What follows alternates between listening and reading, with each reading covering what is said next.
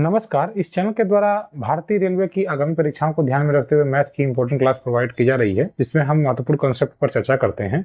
अक्सर इस प्रकार के प्रश्न पूछे जाते हैं जिसमें यह कहा जाता है कि किसी वस्तु के मूल्य में वृद्धि हो गई है तो आपको खपत यानी कि खर्च में अपने कितने कमी करनी पड़ेगी।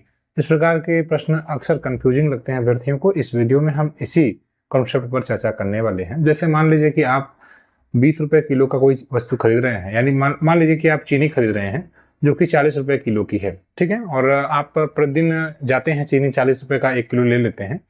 लेकिन एक दिन आप गए और दुकानदार ने यह बताया कि आज चीनी 45 रुपए की हो गई है या 50 रुपए की हो गई है, 50 रुपए की हो गई है। तो अब आप अपने घर से चूंकि 40 रुपए ही लेकर आए थे, तो अब आप कहेंगे कि मैं तो अब 50 रुपए लेकर आया नहीं हूं, तो मैं 1 किलो चीनी नहीं खरीद पाऊंगा। कितना खरीदूंगा? कुछ कम खरीदूंगा।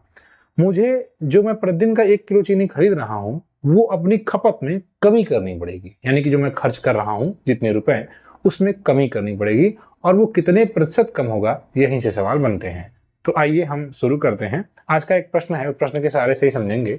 कहा गया है कि नए बजट में पेट्रोल की कीमत में 10% की वृद्धि की गई है। कोई बजट जारी किया गया है, इसमें पेट्रोल की कीमत में 10% की वृद्धि कर दी गई है। और एक मोटर वाहन का यात्री पेट्रोल की खपत कितने प्रतिशत कम करे ताकि पेट्रोल पर व्यय में कोई वृद्धि न हो।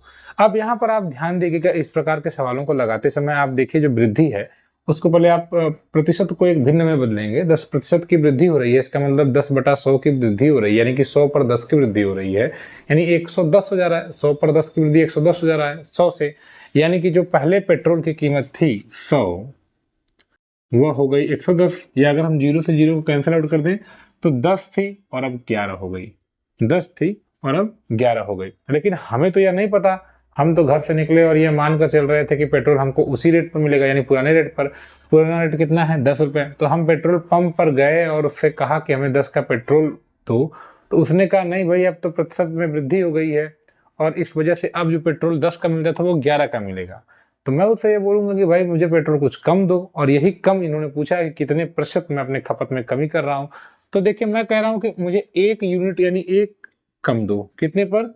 अभी जितना तुम्हारा रेट हो गया है उस रेट से वो 1 रुपये कम करेगा। पुराने रेट से तो कम करेगा नहीं, क्योंकि वो तो बदल चुका है। अब वो 11 का हो गया है, तो पुराना रेट 10 है, नया रेट 11 है, तो इस पर 1 का कम करिए आप। तो 1 का कम करूंगा, मेरी कमी हुई 1 की, किस पर?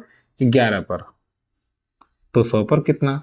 इसको अगर आप लगाएंगे तो 100/11 आ जाएगा, यानी कि 11×9 = 99। 9 से ही 1/11%। मुझे अपनी जो खपत है, जो मैं खर्च कर रहा था जितना रुपया, उसमें मुझे अब लगभग 9 से ही 1/11% की कमी करनी होगी। तो देखा आपने, इस प्रकार से हम इस सवाल को लगाते हैं। ऐसे सवाल कई बार पूछे गए हैं। एक और प्रश्न पूछा गया, उसको भी देख लीजिए। कहा गया है कि चावल का मूल्य 25 रुपये प्रति किग्रा से बढ़कर 30 रुपया प्रति किग्रा हो जाए तो खर्च को समान बनाए रखने के लिए खपत को कितने प्रतिशत कम करना होगा। ध्यान दीजिएगा कि चावल का मूल्य पहले 25 रुपए था और अब 30 रुपए हो गया। समझ रहे हैं ना सब? पहले मैं खरीदने जाता था चावल, तो मैं चावल को 25 रुपए में 1 किलो खरीद कर लाता था। लेकिन मैं एक दिन दुकान पर गया और दुकानदार के पास 25 रुपए लेकर जब पहुंचा तो दुकानदार ने कहा कि अब चावल का तो रेट बढ़ गया भाई, अब चावल जो 25 में आप खरीदते थे वो 30 में मिलेगा, यानी कि किग्रा प्रति किग्रा रेट बढ़ गया है। तो अब मैं कहूंगा कि भाई मैं तो घर से 30 रुपए लाया नहीं, मैं तो 25 रुपए ही लाया हूँ।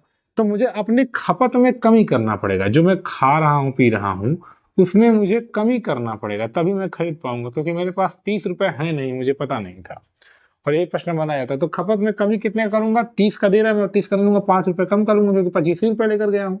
तो 5 का वो कम देगा, किस पर? 30 पर। 30 पर। तो 100 पर कितना?